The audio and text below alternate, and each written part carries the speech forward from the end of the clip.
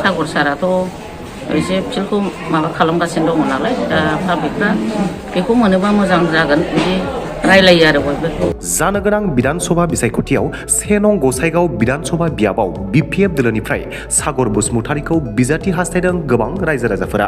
सागर सारखौनो जोङो मोजां मानसि होननानै जों मोनथिनायखाय जोङो सागर सारखौनो जोङो सापर्ट खालामो आरोखि। बेखौनो जोङो नांगौ जायोब्ला जोङो चिफ सारनिसिम थांनानै डिमान्डबो खालामगोन। रायजोआव गोमखांदोंसै 2022 नि बिसायख'थिनि दोहौ। गासैबो जिल्लायावनो बारदोंसै बिसायख'थिनि गुदुं बारहावा। रायजोआरि दोलोजों लोगोसे समानै बोलो फोरादों BPF दोलोआबो। बे समावनो बयनिबो नोजोराव गोग्लैदों 1 नं गसाइगाव बियाबाबो। BTC बिसायख'थिनि उनावनो BTC ओनसोलनि रायजो राजाफोरा जानजि खाफ्रादों बिधानसभा बिसायख'थिनि थाखाय। मख'नो गोनांदि बे बियाबाव बिसायख'थिनि थाखाय गुबुन गुबुन दोलोजों लोगोसे मैखोमै खामानि मावदोंसै BPF दोलोआ। BPF दोलोनि बेबायदि खामानि मावनायखौ नोजोर लाखिनानै 1 नं गसाइगाव बियाबाव BPF दोलोनिफ्राय सागर बसुमतारीखौ बिजाथि महरै हास्थायदों गोबां रायजो राजाफोरा। आरो गसाइगाव बियाबाव BPF दोलोनिफ्राय सागर बसुमतारीनो टिकेट होयोब्ला बिथांखौ देरहासार खालामनो साखाफारा जानानै दङ रायजो राजाफोरा। बिजाथिखौथ' जोङो मोजांखौनो हास्थायो। पाब्लिकखौ जेन' मोजाङै नायनो हायो, अननो हायो, खना खनि लामा लांगौ नायो, सुबिदा जेरै जोंनिया बे माजेन MLA दंनाय समाव गोबां हस्पिटाल लामानि बे लाइटफोर बे अनेकखौ मोन्दों आरो जेरै मा होनो एम्बुलेन्स हस्पिटालाव जोङो मोन्दों। बे माजेन सारा बुहुत मोजांखौनो मावनानै थांदों BPFनि जानानै।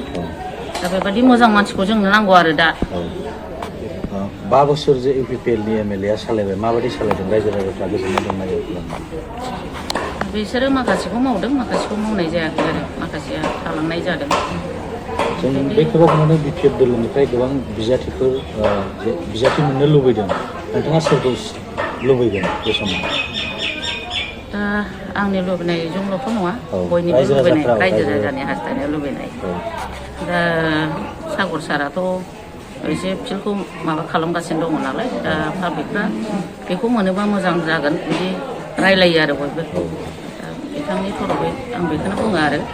मानि थाखाय सागर बसुमतारीखौ हास्थायदों रायजो राजाफ्रा?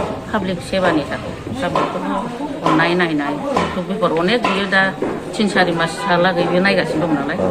बे हिसाबै पाब्लिकफ्रा बिदिनो जों सिगाङाव रायलायो आरो बिथांनो जुदि टिकेट होयोबा जोंहा अनेक मोजां जागोन। बेखौहाय रायलायनायखौ आं खोनाबाय थायो। आंथ' आगोलनिफ्राय BPFआवनो दंखायो। BPFनि आन्दलननि बहुद माबाखौ जों मिथियो नालाय। बिथाङा जुदि बेबायदि अनोबा उनावबो साबसिन नायगोन बेखौ रायलायो आरो आं बेखौनो। बे ओनसोलनि रायजो राजानो नांगौ उन्नति खालामग्रा, एरियाखौ डेभेलप खालामग्रा मानसि नांगौ हिसाबै जोङो सागर सारखौनो जोङो मोजां मानसि होननानै जों मोनथिनायखाय जोङो सागर सारखौनो जोङो सापर्ट खालामो आरोखि। बेखौनो जोङो नांगौ जायोब्ला जोङो चिफ सारनिसिम थांनानै डिमान्डबो खालामगोन। मा दोलोनिफ्राय? BPF दोलोनिफ्राय।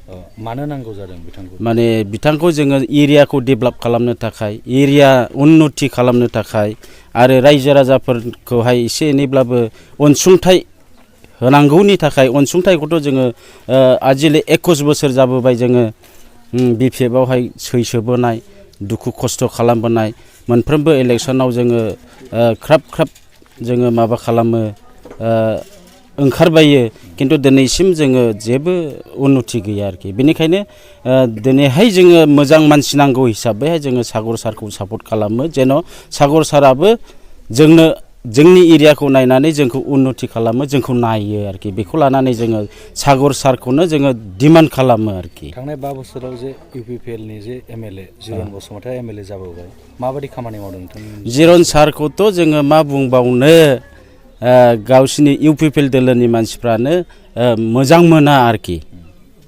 जोङो बेखौ बुंनो हागौ। माने सोरबा लोमजानाय साजानाय दरखास्त होयोब्लाबो जोंनाव बेबादि सिस्टेम गैया होननानै बुङोमोन जाहैदों। जोंथ' मिथियाखै, मालायफोरनिफ्राय जों खोनानाय आरोखि।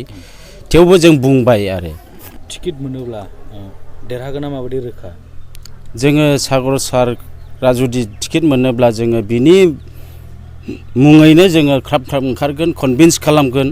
आरो जोङो बे एरियायावहाय जोंनो कनभिन्स खालामखायो मोनफ्रोमबो बिजाथिनि इलेक्सनावनो। नोङो बिधान सभानि इलेक्सन, ओमफ्राय नोङो रायजो सभानि इलेक्सन,